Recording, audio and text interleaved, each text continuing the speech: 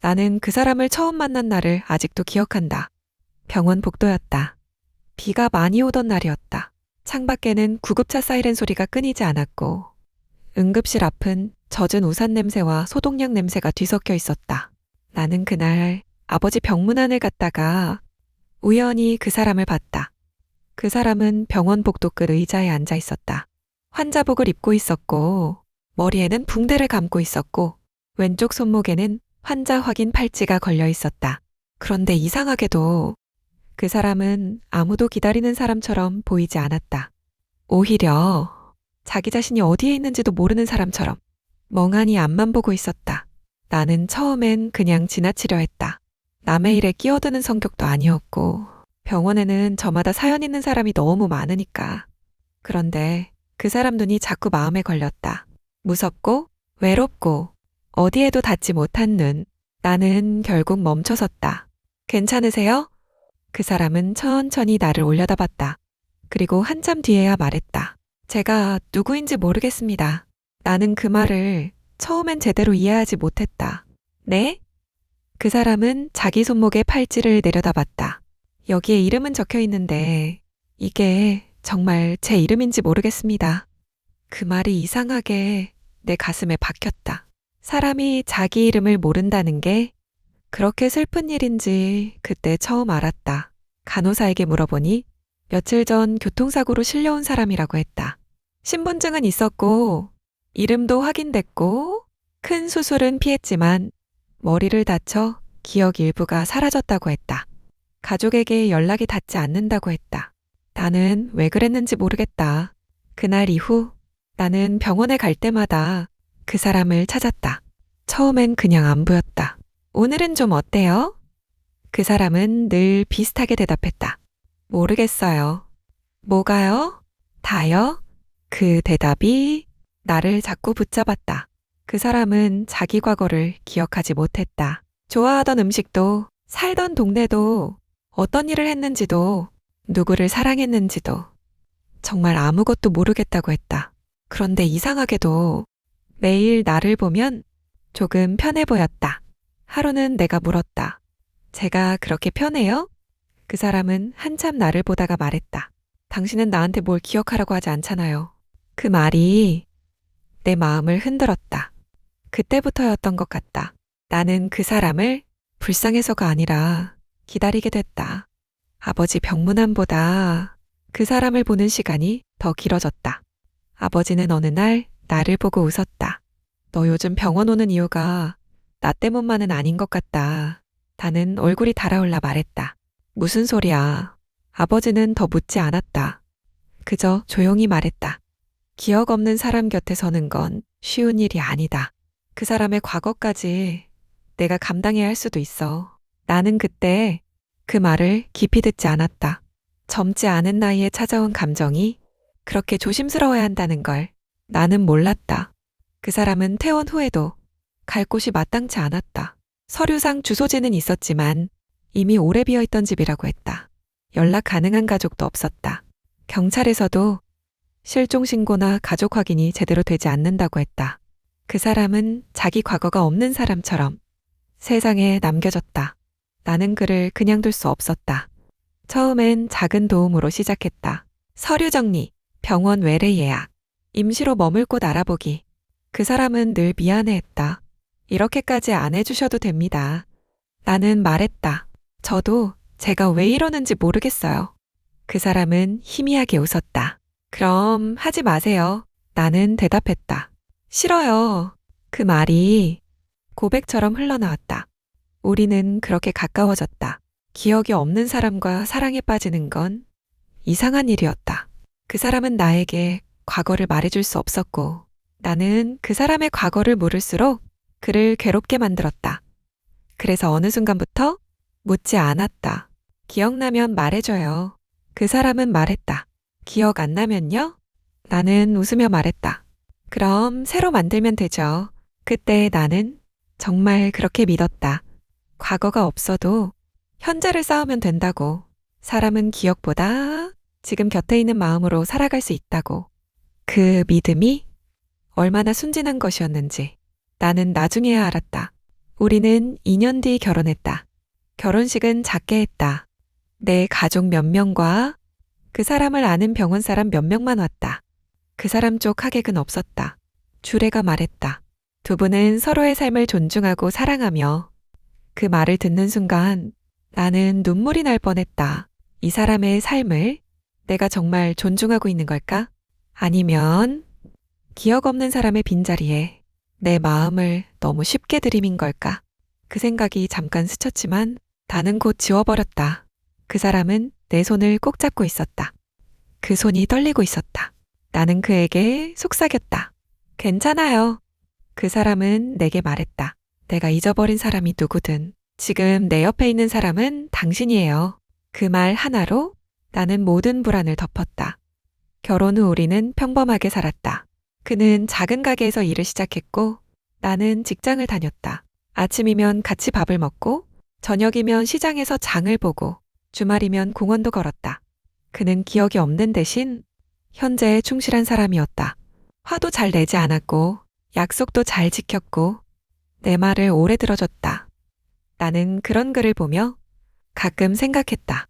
사고 전에는 어떤 사람이었을까? 하지만 곧 고개를 저었다. 중요한 건 지금이라고. 지금 내 남편은 좋은 사람이라고. 그렇게 5년이 흘렀다. 문제는 아주 사소한 곳에서 시작됐다. 어느 날 저녁, 그는 주방에서 물을 마시다가 컵을 떨어뜨렸다. 나는 놀라서 달려갔다. 왜 그래요? 그는 싱크대 앞에 서서 두 손으로 머리를 감싸고 있었다. 기억이... 나는 숨을 삼켰다. 뭐가 기억났어요? 그는 한참 숨을 몰아쉬다 말했다. 바다. 어떤 아이. 그리고 그는 나를 보더니 겁에 질린 얼굴로 말했다. 누군가 나를 아빠라고 불렀어요. 그 말을 듣는 순간 내 몸이 얼어붙었다. 아빠. 그 단어 하나가 우리 집 공기를 완전히 바꿔놨다. 나는 억지로 침착하게 말했다. 꿈 같은 거 아닐까요? 그는 고개를 저었다. 아니요. 느낌이 너무 생생했어요. 그날 밤, 우리는 아무 말도 하지 못했다. 그는 잠들지 못했고 나는 잠든 척했다. 옆에서 그가 뒤척이는 소리가 밤새 들렸다. 그 뒤로 그의 기억은 조금씩 돌아오기 시작했다. 처음엔 장면이었다. 비 오는 골목, 어떤 여자의 목소리, 작은 손을 잡고 걷는 느낌, 낡은 아파트 계단, 빨간색 장난감 자동차. 그때마다 그는 괴로워했다. 내가 누군가를 버리고 온 걸까요? 나는 대답하지 못했다. 나도 무서웠다.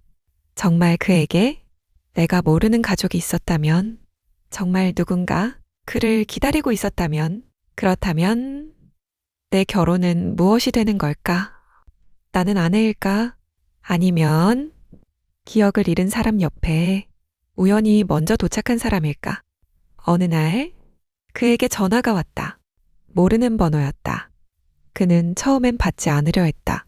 하지만 전화는 계속 왔다. 결국 그가 받았다. 여보세요. 전화기 너머에서 여자 목소리가 들렸다. 나는 바로 알 수 있었다. 그 목소리는 그를 아는 사람의 목소리였다. 아주 오래 참고 있다가 겨우 터져나온 목소리. 당신 맞죠? 그는 굳었다. 누구십니까? 전화기 너머가 조용해졌다. 그리고 여자가 울먹이며 말했다. 나야. 당신 아내. 그 순간 내 세상은 멈췄다. 남편은 전화기를 든 채 내 얼굴을 봤다. 나도 그를 봤다. 우리는 둘 다 아무 말도 하지 못했다. 전화기 너머에서 여자가 계속 말했다. 살아있었구나. 당신 살아있었구나. 왜 이제야? 남편은 떨리는 목소리로 말했다. 죄송합니다. 저는 기억이 없습니다. 여자는 흐느끼며 말했다. 알아. 들었어. 그래도 살아있었잖아.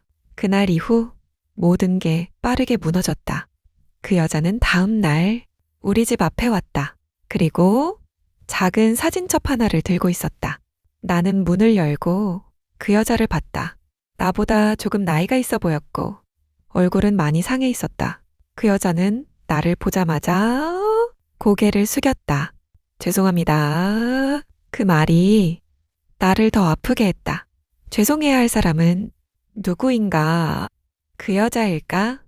나일까? 아니면 기억을 잃은 남편일까? 남편은 거실에 앉아 그 여자가 펼친 사진을 봤다. 사진 속에는 젊은 남편이 있었다.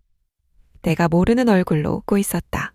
그 옆에 그 여자가 있었고 어린 여자아이가 있었다. 세 사람이 바닷가에서 찍은 사진. 남편의 손은 아이 어깨 위에 올라가 있었다. 그 사진을 보는 순간 남편의 눈이 흔들렸다. 그 여자가 말했다. 당신 딸이야. 남편은 숨을 들이켰다. 딸. 그 여자는 고개를 끄덕였다. 사고 났을 때 6살이었어. 지금은 16이야. 나는 그 말을 듣고 가슴이 내려앉았다. 16. 내가 이 사람과 결혼해. 평범하게 살았던 5년 동안 어딘가에는 아버지가 죽은 줄 알고 자란 아이가 있었다. 아니, 정확히는 죽은 줄도 아니고 실종된 줄 알고 살았을지도 모른다. 그 아이에게 나는 무엇일까? 그 아이 아버지를 데려간 여자일까? 남편은 사진을 한 장씩 넘겼다. 아이가 유치원복을 입은 사진, 생일 케이크 앞에서 웃는 사진, 놀이공원에서 찍은 사진. 남편은 어느 순간 머리를 감싸며 울기 시작했다. 기억이 나요. 그 여자는 숨을 삼켰다. 남편이 말했다. 바다. 그날 바다에 갔었죠. 아이가 모래성을 만들었고 그 여자는 울면서 고개를 끄덕였다. 맞아. 나는 그 장면을 소파 맞은편에서 보고 있었다. 내 남편이 다른 여자와 다른 가족의 기억을 되찾고 있었다. 나는 그 순간 내가 얼마나 외로운 자리였는지 알았다. 그날 밤, 그 여자가 돌아간 뒤 우리 집은 조용했다. 남편은 거실에 앉아 있었고 나는 주방에 서 있었다. 한참 뒤 그가 말했다. 미안합니다. 나는 웃었다. 뭐가요? 그는 말했다. 전부 다. 나는 그 말이 싫었다. 전부 다. 그 말은 너무 크고 너무 무책임했다. 나는 물었다. 이제 어떻게 할 거예요? 그는 대답하지 못했다. 나는 다시 물었다. 그쪽으로 돌아갈 거예요? 그는 고개를 들었다. 모르겠습니다. 그 말이 나를 가장 아프게 했다. 차라리 돌아간다고 하면 무너져도 끝이 있었을 것이다. 하지만 모른다는 말은 나를 기다리게 만들었다. 그 뒤로 그는 그 여자를 자주 만났다. 처음엔 딸 때문이라고 했다. 딸을 만나야 한다고, 아버지로서 설명해야 한다고, 기억을 되찾아야 한다고. 나는 말릴 수 없었다. 말리면 내가 나쁜 사람이 되는 것 같았다. 하지만 그가 외출 준비를 할 때마다 내 속은 무너졌다. 넥타이를 고르고 머리를 만지고 거울을 보는 남편을 보며 나는 생각했다. 그는 누구를 만나러 가는 걸까? 딸을 만나러 가는 걸까? 과거의 아내를 만나러 가는 걸까? 아니면 그가 잃어버린 자신을 만나러 가는 걸까? 어느 날 그의 딸이 우리 집에 왔다. 나는 문을 열고 그 아이를 봤다. 사진 속 6살 아이가 16살이 되어 서 있었다. 아이의 눈은 남편과 닮아 있었다. 그 아이는 나를 보자마자 딱 한마디 했다. 아줌마가 우리 아빠랑 결혼한 사람이에요? 나는 숨이 막혔다. 그래. 아이는 내 얼굴을 한참 보다가 말했다. 아빠가 기억을 잃었다고 해서 다 용서되는 건 아니죠. 나는 대답하지 못했다. 맞는 말이었다. 그 아이는 거실에서 남편과 마주 앉았다. 남편은 떨리는 목소리로 말했다. 미안하다. 아이는 차갑게 말했다. 그 말 엄마가 10년 동안 기다렸어요. 남편은 고개를 숙였다. 아이는 말했다. 나는 아빠가 죽은 줄 알고 산 적도 있고, 우리를 버린 줄 알고 산 적도 있어요. 근데 이제 와서 기억을 잃었다고 하면 우리는 뭘 믿어야 해요? 남편은 울었다. 아이는 울지 않았다. 그게 더 마음 아팠다. 그날 이후 남편은 점점 더 변했다. 돌아오는 기억이 많아질수록 그는 나와의 기억보다 과거의 기억에 더 오래 머물렀다. 우리 둘이 처음 장을 봤던 날보다 그 여자와 딸이 바다에 갔던 날을 더 생생하게 말했다. 우리 결혼식보다 그 아이 첫걸음마를 떠올리며 울었다. 나는 머리로는 이해했다. 그에게는 잃어버린 10년이 한꺼번에 몰려오는 거였다. 하지만 마음은 이해하지 못했다. 나는 매일 내 남편을 조금씩 잃고 있었다. 그리고 어느 날 남편이 말했다. 시간이 필요합니다. 나는 조용히 물었다. 누구와 떨어져 있을 시간이요? 그는 대답하지 못했다. 나는 말했다. 나와요? 그가 겨우 말했다. 나 자신과? 나는 웃었다. 그 말 참 편하네요. 그날 우리는 처음으로 크게 싸웠다. 나는 그에게 말했다. 당신이 기억을 잃었을 때 당신 옆에 있던 사람은 나였어요. 그는 말했다. 압니다. 아니요. 당신은 몰라요. 내가 어떤 마음으로 당신 옆에 있었는지 몰라요. 기억도 없는 사람, 사랑하는 게 얼마나 무서운지 몰라요. 매일 당신 과거가 돌아올까봐 겁내면서도. 그래도 당신을 믿었던 내 마음은 몰라요. 그는 아무 말도 못했다. 나는 계속 말했다. 그런데 이제 기억이 돌아오니까 나는 그냥 임시였던 것 같아요. 당신이 진짜 인생을 찾기 전까지 옆에 있던 임시사람. 그는 고개를 저었다. 아닙니다. 나는 물었다. 그럼 나는 뭐예요? 그는 대답하지 못했다. 그 침묵이 내 대답이었다. 며칠 뒤 그는 짐을 쌌다. 잠깐만 나가 있겠습니다. 나는 묻지 않았다. 어디로 가는지, 누구에게 가는지 물어보면 내가 더 비참해질 것 같았다. 문이 닫히고 나는 거실 바닥에 주저앉았다. 그날 처음으로 나는 그를 원망했다. 사고로 기억을 잃은 게 아니라 돌아온 기억으로 나를 버리는 것 같아서. 그가 떠난 뒤 며칠은 아무것도 못했다. 밥도 제대로 못 먹고 일도 손에 안 잡히고 전화벨이 울릴 때마다 심장이 내려앉았다. 그러던 어느 날 그 여자가 나를 찾아왔다. 나는 문을 열자마자 그 여자를 보고 굳었다. 그 여자는 내게 말했다. 잠깐 이야기할 수 있을까요? 나는 그녀를 드리고 싶지 않았지만 문을 닫을 수도 없었다. 우리는 마주 앉았다. 그 여자가 먼저 말했다. 미안해요. 나는 조용히 말했다. 그 말 너무 많이 들었어요. 그 여자는 고개를 끄덕였다. 그래도 해야 할 것 같아서요. 나는 물었다. 그 사람 당신한테 갔나요? 그 여자는 고개를 저었다. 아니요. 나는 처음으로 놀랐다. 그럼 어디에 있어요? 그 여자는 말했다. 모텔에 있는 것 같아요. 우리 집에도 오지 않았어요. 딸한테도 연락만 하고 있어요. 나는 아무 말도 못했다. 그 여자는 나를 바라보며 말했다. 그 사람도 지금 무너지고 있어요. 당신을 버리려고 나간 게 아닐 수도 있어요. 나는 웃었다. 그럼요. 그 여자는 한참 있다가 말했다. 자기가 누구인지 모르는 거겠죠. 나는 그 말을 듣고 가슴이 이상하게 아팠다. 그 여자는 계속 말했다. 나는 그 사람의 과거예요. 당신은 그 사람의 현재고요. 그 사람은 둘 중 하나를 고르는 문제가 아니라 자기가 저지른 시간들을 어떻게 책임질지 배워야 해요. 그 말을 그 여자 입에서 듣게 될 줄 몰랐다. 나는 처음으로 그 여자를 적으로만 볼 수 없었다. 그 여자도 피해자였다. 나도 피해자였다. 딸도 피해자였다. 그리고 남편 역시 자기 사고와 기억 상실의 피해자이면서도 동시에 모두에게 상처를 준 사람이었다. 며칠 뒤 남편에게 연락이 왔다. 만날 수 있을까요? 나는 나가지 않으려 했다. 하지만 결국 나갔다. 그는 몰라보게 수척해져 있었다.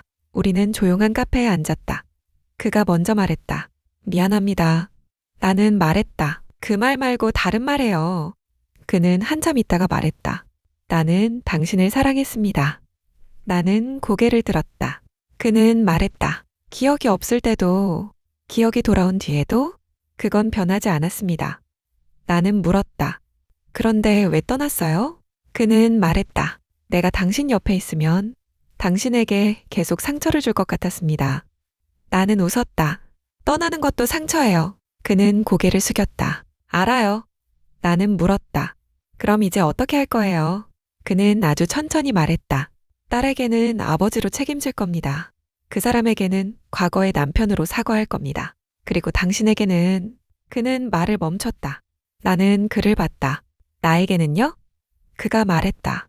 당신이 허락한다면 다시 처음부터 배우고 싶습니다.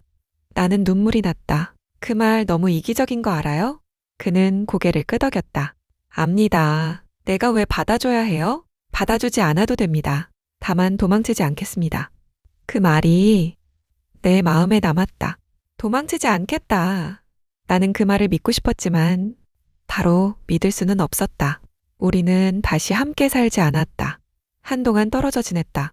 그는 딸을 정기적으로 만났고 과거의 아내에게도 법적으로, 현실적으로 해야 할 책임을 정리했다. 생활비, 학비, 미뤄졌던 서류, 사과는 말로만 끝나지 않았다. 그는 정말로 시간을 들였다. 나는 그 시간 동안 내 마음을 돌아봤다. 내가 그를 사랑한 건 그가 기억이 없었기 때문일까? 아니면 그 사람이었기 때문일까? 나도 처음엔 그 답을 몰랐다. 그러다 어느 날 깨달았다. 나는 그를 구원하고 싶었던 게 아니라 나도 누군가에게 필요한 사람이 되고 싶었던 것이다. 그 사람이 기억을 잃고 나에게 기대는 모습에서 나는 사랑을 느꼈다. 그건 진짜 사랑이었지만 동시에 위험한 사랑이었다. 그래서 나는 그에게 다시 말할 수 있었다. 나도 잘못한 게 있어요. 그는 놀라서 나를 봤다. 나는 말했다. 당신 과거를 너무 쉽게 비워진 자리라고 생각했어요. 그 자리에 내가 들어가면 된다고 생각했어요. 그게 누군가에게는 잔인할 수 있다는 걸 몰랐어요. 그는 고개를 저었다. 당신 잘못 아닙니다. 나는 말했다. 전부 당신 잘못도 아니에요. 그 말이 우리가 처음으로 서로를 피해자와 가해자가 아니라 상처 입은 사람으로 바라본 순간이었다. 시간이 흘렀다. 우리는 다시 같은 집에 살게 됐다. 하지만 예전과는 달랐다. 그는 딸과 꾸준히 만났다. 나는 그 사실을 숨기지 않았다. 그 여자를 만나야 할 일이 있을 때도 나에게 먼저 말했다. 처음엔 힘들었다. 정말 힘들었다. 그가 딸을 만나고 돌아오는 날이면 나는 아무렇지 않은 척 밥을 차렸지만 속은 무너졌다. 그런 날이면 그는 내 옆에 앉아 말했다. 오늘 어땠는지 말해도 될까요? 예전 같으면 나는 듣기 싫다고 했을 것이다. 하지만 이제는 말하지 않는 것이 더 큰 상처가 된다는 걸 알았다. 그래서 말했다. 말해요. 그렇게 우리는 아주 천천히 이상한 가족의 모양을 배워갔다. 어느 날 그의 딸이 우리 집에 다시 왔다. 그 아이는 여전히 나를 편하게 보지는 못했다. 하지만 예전처럼 날카롭게 말하지도 않았다. 현관에서 신발을 벗으며 나에게 말했다. 안녕하세요. 나는 대답했다. 왔니? 그 한마디가 이상하게 어렵고도 따뜻했다. 식탁에 네 사람이 앉은 날도 있었다. 나, 남편, 그의 딸, 그리고 과거의 아내. 누가 보면 이상한 식탁이었다. 정상적인 가족 사진에는 절대 들어가지 않을 조합이었다. 하지만 그날 우리는 처음으로 아무도 울지 않고 밥을 먹었다. 그 여자가 말했다. 이제 우리도 좀 늙었네요. 나는 웃었다. 그러게요. 남편은 고개를 숙인 채 국만 떠먹었다. 딸이 그를 보며 말했다. 아빠! 그 단어가 식탁 위에 내려앉았다. 남편은 숟가락을 멈췄다. 딸은 다시 말했다. 국 식어요. 그 말에 남편은 조용히 웃었다. 그리고 울었다. 그날 나는 알았다. 용서란 한 번에 오는 게 아니다. 극적으로 껴안고 모든 걸 잊는 게 아니다. 용서는 어색한 식탁에 앉아 식은 국을 다시 데우는 일 같은 것이다. 서툴고 불편하고 가끔은 다시 아프지만 그래도 도망치지 않고 그 자리에 남아있는 것. 나는 아직도 그의 기억 상실이 우리에게 축복이었다고 말할 수 없다. 그 사고는 많은 사람의 인생을 갈라놨다. 하지만 동시에 그 사고가 없었다면 우리는 서로의 상처를 영원히 모르고 살았을지도 모른다. 나는 이제 안다. 기억을 잃고 시작한 결혼이 거짓말만은 아니었다는 걸. 그리고 기억이 돌아온 뒤 무너진 시간도 끝만은 아니었다는 걸. 우리의 결혼은 처음부터 완전하지 않았다. 하지만 완전하지 않은 사람들이 서로의 불완전함을 보고도 도망치지 않기로 한 것. 그게 지금의 우리다. 가끔 남편은 잠결에 예전 이름을 부른다. 그럴 때면 나는 예전처럼 상처받기보다 조용히 그의 손을 잡는다. 그가 눈을 뜨면 내가 묻는다. 기억났어요? 그는 내 손을 꼭 잡고 말한다. 네, 하지만 지금은 여기 있어요. 그 말이 완벽한 위로는 아니다. 그래도 충분하다. 적어도 이제 우리는 기억을 숨기지 않는다. 상처도 숨기지 않는다. 그리고 사랑도 예전처럼 혼자만의 믿음으로 두지 않는다. 나는 사고 후 기억을 잃은 남자와 결혼했다. 그리고 기억이 돌아온 남자와 다시 살아가기로 했다.